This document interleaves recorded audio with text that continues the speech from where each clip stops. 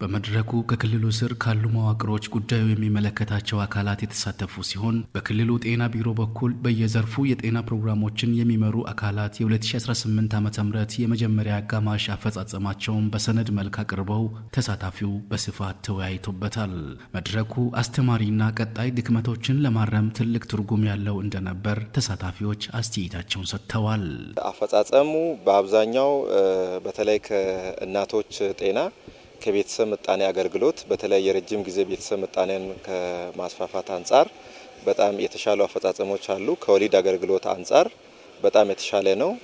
የቲቪና የኤችአይቪ ስራዎች አካባቢም በጣም የተሻሉ አፈጻጸሞች ናቸው ያሉትና በብዙ ዘርፎች የተሻለ እንቅስቃሴ እንዳለ ከሪፖርቱ ለመመልከት ችያለሁ። የ6 ወር አፈጻጸማችን ምን ይመስላል? በየትኛው ደረጃ ላይ ነን?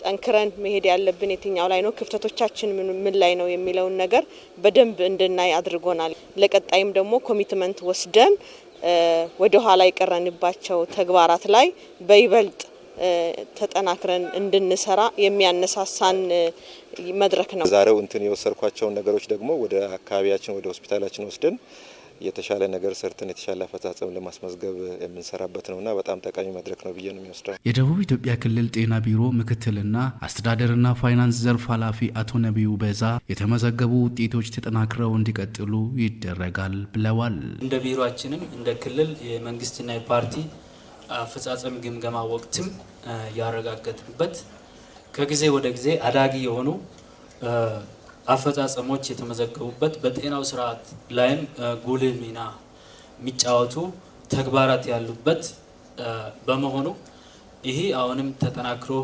ይቀጥላል። የደቡብ ኢትዮጵያ ክልል ጤና ቢሮ የጤና ፕሮግራሞችና ኤችአይቪ መከላከልና መቆጣጠር ዘርፍ ኃላፊ አቶ መና መኩሪያ በቢሮ በተሰጠው ልዩ ትኩረት በሁሉም የጤና ፕሮግራሞች ዘርፍ ጉድለቶች ቢኖሩም ጥሩ ውጤት መመዝገቡን ገልጸዋል።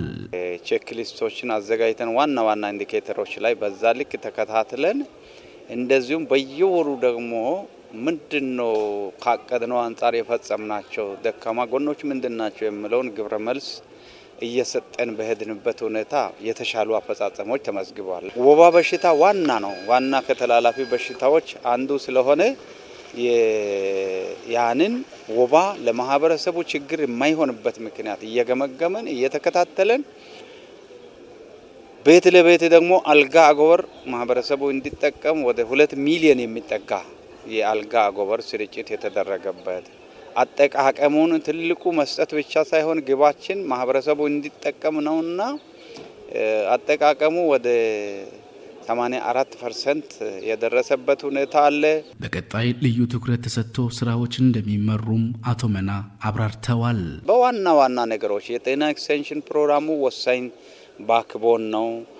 በአገርም በክልልም ደረጃ ለውጥ እንዲመጣ ከጤና አንጻር የተደረገበት ጤና ኤክስቴንሽን ፕሮግራሙን በማጠናከር ነውና ያንን ንቅናቄ ባለፈው ባደረግነው ልክ ታችኛው መዋቅር እሱን ንቅናቄውን እስከ ታች መሬት ላይ እስከ ቀበሌ ድረስ በአብዛኛው መዋቅሮች የወረደበት ሁኔታ አለ። ቀጣይ ላይ እነዚያን አሻሽሎ ማህበረሰባችን ጥራት ያለውን የጤና አገልግሎት እንዲያገኝ በየደረጃው ያለው እናት ሞት አሁን ከነበረበት የቀነሰበት ሁኔታ አለ። ያንን ደግሞ ይበልጥ እንዲቀንስ ህጻናት ሞት እንዲቀንስ በወባ በሌላ የሚሞት በተላላፊ በሽታ የሚሞቱ ማህበረሰባችን አካላት እንዳይሞቱ የማድረግ ስራ በተጠናከረ ሁኔታ እንዲሰራበት የሚለውን በጋራ ከባለድርሻ አካላት ጋር በዛ ልክ እየገመገምን ያለንበት ሁኔታ አለ። በመድረኩ በክልሉ ስር ያሉ የጤና መዋቅሮች ከክልሉ የጤና ቢሮ ጋር የስራ ግብ ስምምነት ፍርማም አድርገዋል።